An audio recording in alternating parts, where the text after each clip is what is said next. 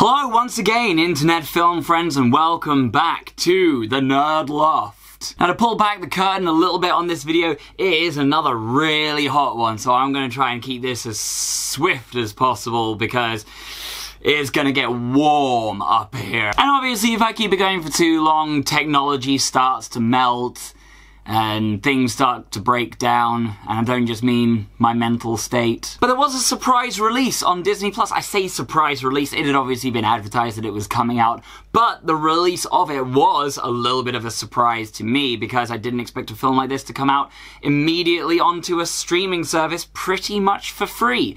So with that in mind, let's get into it. Prey is the new prequel to the 1987 film Predator, and it is the latest in the continuation of the Predator franchise.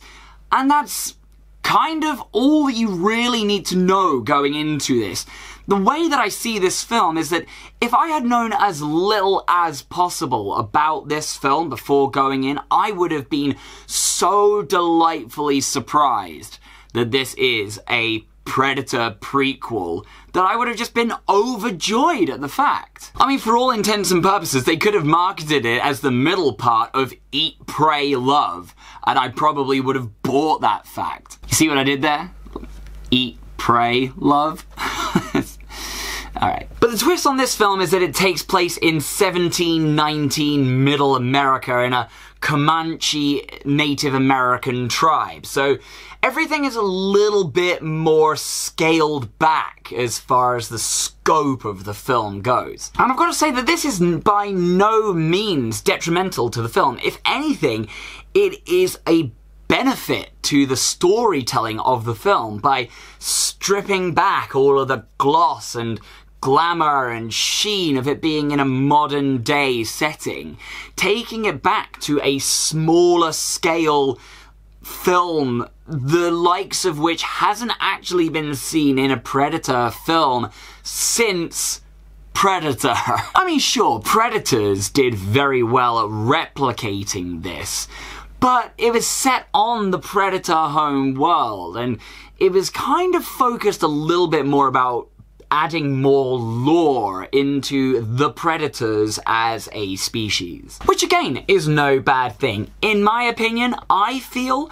that Predators is the spiritual successor to Predator as Aliens was to Alien. Predator 2 has its place, and it's not necessarily a bad film. I just don't think it's very high in the rankings of Predator films, especially now. Granted, it's also no way near the bottom, so let's just bear that in mind. Predator 2 still has its place, but it's on the good end of the scale. But the thing about Prey is that it's a whole other beast altogether.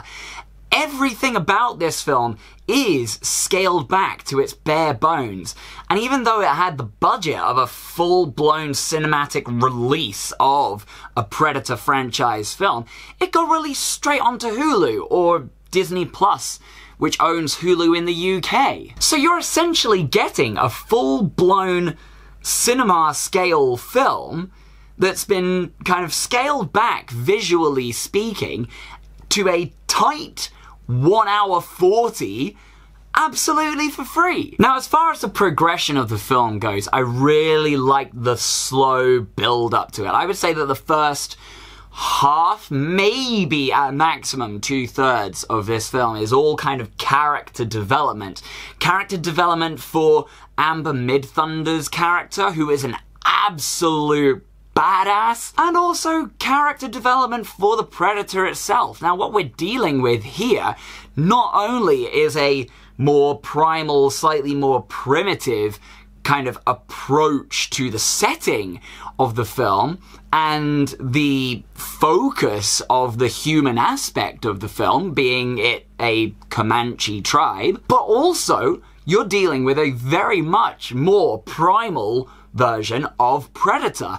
The Predator in this film is a little bit more monstrous, a little bit more tactile, very much less tech-savvy. There are a lot of the kills that come from the Predator with its bare hands. And no, that's not a pun on the fact that he fights a bear at one point. It is all very much more hands-on. There isn't a whole lot of tech to play with in this kind of film. They're not trying to outwit each other on what technology they can use or how big their guns are. It literally comes down to what tactics is each of them going to use as a hunter. Amber Midthunder's story in this is very much kind of a coming-of-age story. And I know that a lot of people associate coming-of-age films with, like, teen dramas and less so with action. You'd be hard-pressed to place this as anything but a coming-of-age story. She is reaching an age in their tribe where they have to undergo a hunting expedition.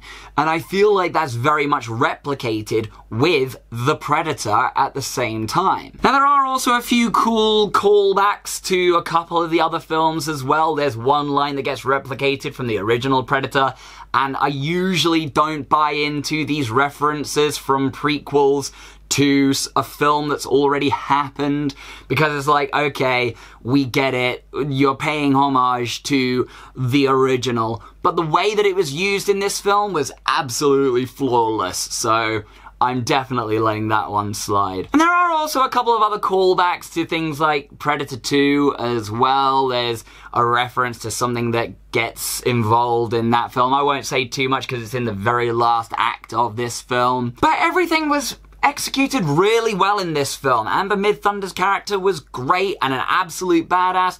The Predator was kind of monstrous, which I'm kind of getting the sense of why they did that. It's a very much more primitive style of Predator. He doesn't have the whole mask that covers the face. It's more of a bone mask and very much more primitive weaponry, but I would still like the sleek look of the Predator as well. Amber Midthunder's character has a dog who I was just perpetually concerned about, and every time the dog was involved I was like, please don't let the dog get hurt. Clearly, the Predator has a code of conduct that meant dog was just kind of safe middle ground. That's no man's land. I'm not going to touch that. But overall, Prey, I thought was an amazing film. I absolutely dug it. It was a tight 1 hour 40, so it didn't slow down at any point.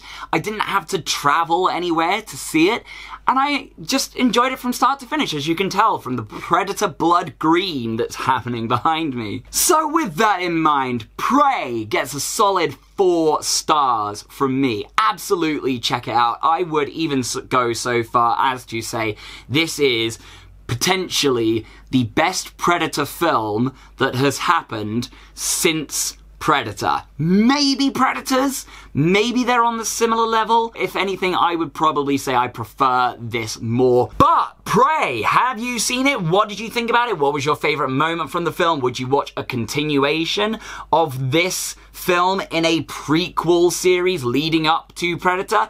And if so, what kind of things would you like to see happen next? All comments are welcome in the comment section below. Let's talk nerdy. Don't forget, we are still releasing our podcast, Back to the Reviewture. Go ahead and check it out on all podcast platforms. Give it a listen, give it a rate, give it a subscribe. If you really like it, tell your friends and family. If you don't like it, tell someone that you really don't like. As always, if you've enjoyed what you've seen here and you would like to see some more, you can click right here to subscribe and see some more funky, fresh videos from yours truly. And until that point, if there's one lesson that this film has taught me, if you hear this sound, run.